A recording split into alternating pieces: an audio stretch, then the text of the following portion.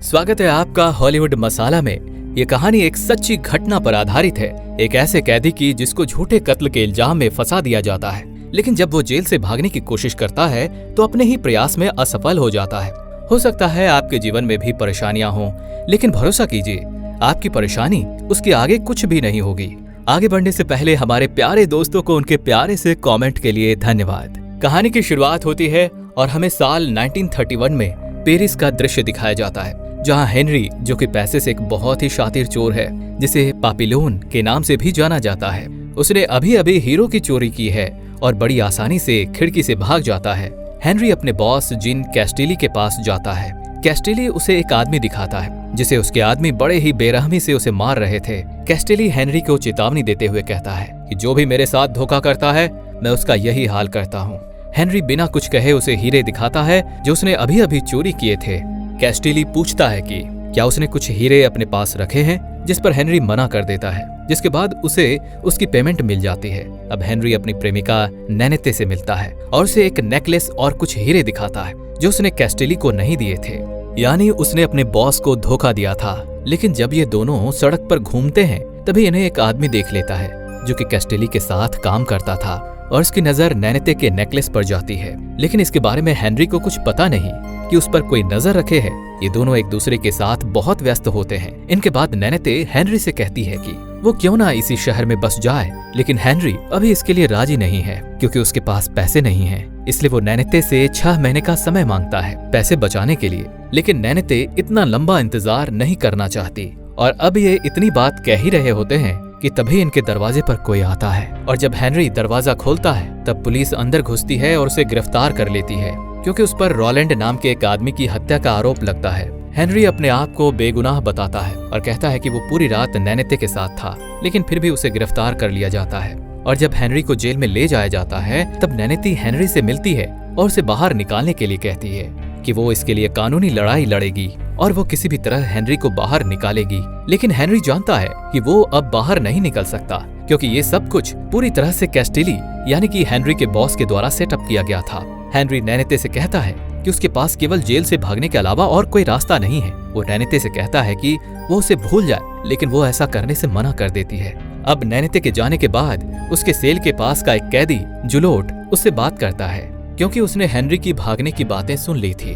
वो हेनरी को बताता है कि भागने के लिए बहुत सारे पैसे की जरूरत होती है और इसके बाद इन सबको जहाज में ले जाया जाता है ताकि इनको एक ऐसी जेल में डाल सके जहां से कैदियों का भागना नामुमकिन हो। यहाँ जुलोट हेनरी को एक आदमी लुइस डेगा की ओर इशारा करता है जिसके पास पैसे की कोई कमी नहीं है और उड़ते उड़ते ये खबर आई है कि इसने कुछ पैसे अपने पैंट में छिपा रखे हैं। अब हेनरी को भी जुलोट की बातों में दम लगता है, इसलिए वो डेगा के पास जाता है और उसे कहता है कि मुझे इस जेल से भागना है और अगर तुम मुझे पैसे की मदद करो तो मैं तुम्हें इसके बदले सुरक्षा दूंगा क्योंकि यहाँ के कैदी बहुत ही खतरनाक है और सभी बदमाशों की नजर तुम्हारे पैसों पर है। डेगा उसके प्रस्ताव को ठुकरा देता है। बाद में जब कैदी आराम कर रहे होते हैं तब डेगा कहता बगल का आदमी जिसने भी ये पैसे अपने पैंट में छिपाए थे, तब वहाँ एक ताकतवर कैदी आता है और उसको मारकर पैंट में छिपे पैसे निकाल लेता है। जहाज के गार्ड भी बेकार हैं क्योंकि उन्हें केवल पैसे देकर चुप करा दिया जाता है। अगले दिन हेनरी फिर से डेगा से बात करता है और इस बार डेगा उसकी बात मान लेता है, लेकिन हेनरी उसे बताता है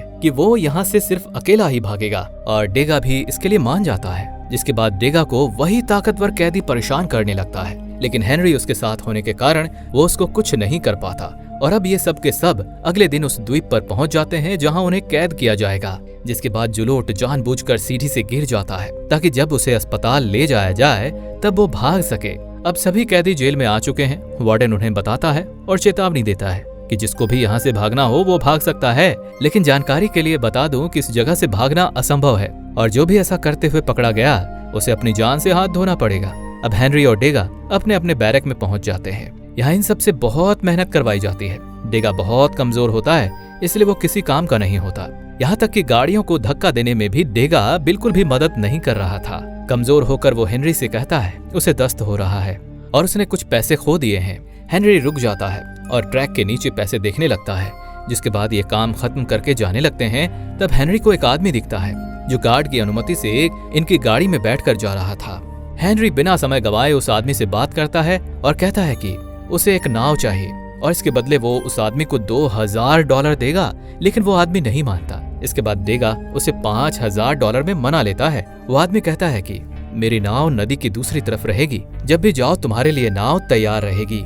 जिसके बाद हमें बताया जाता है कि जब रात में हेनरी और डेगा आराम कर रहे होते हैं, तब डेगा उसे बताता है कि जब तक मेरी पत्नी मुझे इस जेल से निकालेगी तब तक बहुत देर हो जाएगी और हो सकता है मैं इसी जेल में मर जाऊं, इसलिए मैं भी तुम्हारे साथ ही यहाँ से भागूंगा। हेनरी कुछ जवाब नहीं देता और अगली सुबह हमें बताया जाता है कि जुलोट, जो कि इस जेल से भागने के लिए अस्पताल में भर्ती हुआ था, उसकी इस हरकत के बारे में वार्डन को पता चल चुका है और इसी हाथापाई में जुलोट के हाथों 2 गार्ड मारे जाते हैं। इसलिए वार्डन उसका सर धड़ से अलग करवा देता है ताकि आगे से कोई भी ऐसी हरकत ना करे। जुलोट के मरने के बाद उसकी लाश को ठिकाने लगाने का काम हेनरी और डेगा को दिया जाता है और जब ये दोनों जंगल के रास्ते जा रहे होते हैं, तब डेगा जुलोट की लाश को देखकर हताश हो जाता है और आगे बढ़ने से मना कर देता है। गार्ड डेगा को मारने लगते हैं, तभी हेनरी को गुस्सा आ जाता है और एक पत्थर उठाकर वो गार्ड को मार देता है और मौके का फायदा उठाकर यहाँ से भागने लगता है। हेनरी नदी के सहारे उस आदमी तक पहुँचता है जिसने उसे नाव देने का वादा किया था, लेकिन वो आदमी हेनरी से पैसे मांगता है। हेनरी उसे बताता है कि अभी मेरे पास कोई पैसे नहीं हैं। अगर मैं यहाँ से भागने में कामयाब हुआ तो मैं तुम्हें माला माल कर दूंगा। वो आदमी हेनरी पर हंसता है और कहता है कि अगर तुम्हारे पास पैसे होते भी तो भी तुम्हें नाव नहीं देता, क्योंकि वार्डन तुम जैसे गधों को पकड़वाने के लिए ही मुझे तनख्वाह देता है। और इसके बाद हेनरी को वार्डन के पास लाया जाता है। वार्डन उसे बताता है कि हेनरी, तुम्हारी किस्मत अच्छी है, क्योंकि भागते समय तुमने जिस गार्ड को घायल किया था वो अभी जिंदा है, नहीं तो तुम्हारी हालत भी वही होती जो जुलोट की हुई थी। और इसके बाद हेनरी को अगले 2 सालों के लिए एकांत कारावास में डाल दिया जाता है। ये जगह इतनी शांत थी कि यहाँ किसी की भी मानसिक स्थिति बिगड़ सकती थी, लेकिन हेनरी किसी तरह से अपने आप को बिजी कर लेता है। यहाँ हेनरी को खाने के नाम पर बस सड़ा हुआ सूप दिया जाता है और इसी तरह समय के साथ साथ हेनरी की हालत खराब होने लगती है। तभी कुछ दिनों के बाद हेनरी को एक बाल्टी में नारियल दिया जाता है। हेनरी ये देखकर हैरान हो जाता है, लेकिन जब वो उस बाल्टी में रखी चिट्ठी को देखता है तब हमें पता चलता है कि ये नारियल डेगा ने दिया है और उसने गार्ड को पैसे भी खिलाए हैं ताकि हेनरी को रोज एक नारियल मिलता रहे। लेकिन एक दिन वार्डन को ये सब पता चल जाता है। वार्डन हेनरी से पूछता है कि तुम्हें ये नारियल कौन देता है, लेकिन हेनरी वार्डन के सामने मुंह नहीं खोलता। जिसके बाद वार्डन भी हेनरी का खाना आधा कर देता है। दिन ऐसे ही बीतता है और हेनरी दिन प्रतिदिन कमजोर होते चला जाता है और कुछ समय बाद हेनरी का दिमागी संतुलन ही हिल जाता है, इसलिए उसे अस्पताल में भर्ती करना पड़ता है। डेगा भी यही काम कर रहा था और जब डेगा हेनरी से मिलता है तब उससे माफी मांगता है और कहता है कि हेनरी, तुम्हारी ये हालत मेरी वजह से ही हुई है। तुम सही थे कि मैं इस जेल से कभी नहीं भाग पाऊंगा, क्योंकि मेरी पत्नी जिस लॉयर के साथ मुझे छुड़वाने के लिए इतनी मेहनत कर रही थी, उसने उसी लॉयर के साथ शादी कर ली है और अब मैं इस जेल से कभी बाहर नहीं निकल पाऊंगा। लेकिन हेनरी उससे बताता है कि उसका दिमाग अभी भी काम कर रहा है, उसने बस यहाँ आने के लिए ये सब नाटक किया है। अब हेनरी और डेगा ने इस नरक जैसी जेल से भागने की योजना बना ली थी और ये तय करते हैं कि जिस दिन जेल में सभी अफसरों को फिल्म दिखाई जाएगी उसी दिन अपना ये काम को अंजाम देंगे। हेनरी 2 और लोगों को अपने साथ मिला लेता है, जिसमें से एक उन्हें नाव देने वाला था और दूसरा गार्ड्स का ध्यान भटकाने वाला था। वो दिन आता है और डेगी किसी बहाने से शराब में बेहोशी की दवा मिला देता है जो ऑफिसर पीने वाले थे। लेकिन ये पीने के बाद एक ऑफिसर को डेगा पर शक हो जाता है, लेकिन तब तक बहुत देर हो चुकी थी क्योंकि अब ये सभी बेहोश हो चुके थे और बारिश के कारण लाइट भी बंद हो जाती है। हेनरी, डेगा और उसके 2 साथी यहाँ से भागने लगते हैं और उस नाव के पास पहुँचते हैं जो मैचुरेट ने इन्हें दिलवाई थी। अब ये चारों उसमें सवार होकर जाने लगते हैं, लेकिन चारों का तूफान आगे इंतजार कर रहा है। इनमें से एक, जिसका नाम सेलियर होता है, वो डेगा को मारने की कोशिश करता है क्योंकि वो घायल था और अगर ये चारों उस नाव पर रहे तो नाव पलट सकती है। लेकिन हेनरी उसे ऐसा करने से रोकता है, जिसके बाद सेलियर हेनरी पर ही हमला कर देता है और इसी हाथापाई में डेगा सेलियर को चाकू मार देता है, क्योंकि अगर वो ऐसा नहीं करता तो सेलियर हेनरी को मार देता और उसकी लाश को पानी में बहा देता। अब ये तीनों आगे बढ़ने लगते हैं और एक आइलैंड पर पहुंचते हैं। इनको लगता है कि अब ये आजाद हो चुके हैं, लेकिन अब आइलैंड की जो नन होती है उसे ये पता होता है कि ये तीनों जेल से भागकर यहाँ आए हैं, लेकिन फिर भी वो इन तीनों को आसरा दे देती है। और जब ये तीनों आराम कर रहे होते हैं तभी वहाँ पुलिस आ जाती है, क्योंकि उस नन ने पुलिस को इनके बारे में बता दिया था।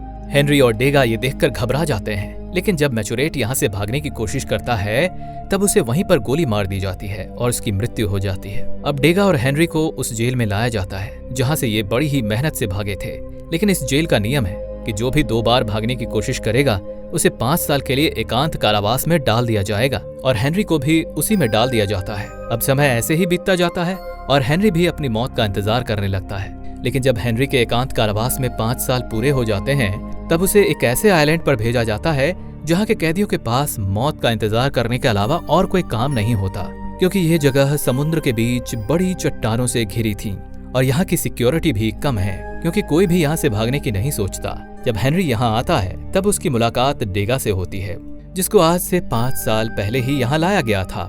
डेगा पूरी तरह से टूट चुका है और उसने इसी जेल को अपना घर बना लिया है, लेकिन उसको इस जगह की पूरी जानकारी होती है। अब कुछ समय बाद हेनरी को एक आइडिया आता है और वो डेगा से कहता है कि अगर हम बहुत सारे नारियलों को इकट्ठा कर उसकी नाव बना लें और उस पर सवार हो जाएं तो बाकी का काम समुद्र अपने आप ही कर देगा और उन लहरों के सहारे वो जमीन तक पहुंच सकते हैं। डेगा भी हेनरी का साथ देने के लिए मान जाता है और ये दोनों कुछ दिनों में वो नाव तैयार कर लेते हैं, जिसका हेनरी और डेगा कई दिनों से इंतजार कर रहे थे।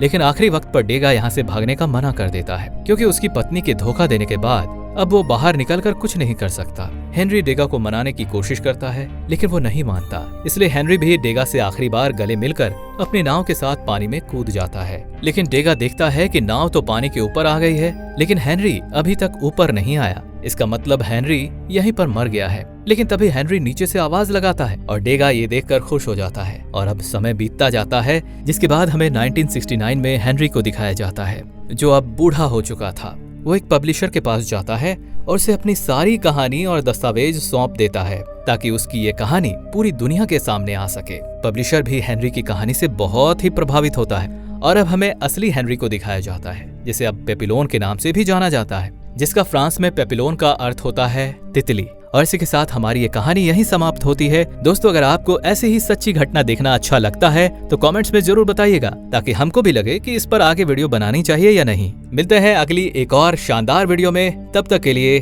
धन्यवाद।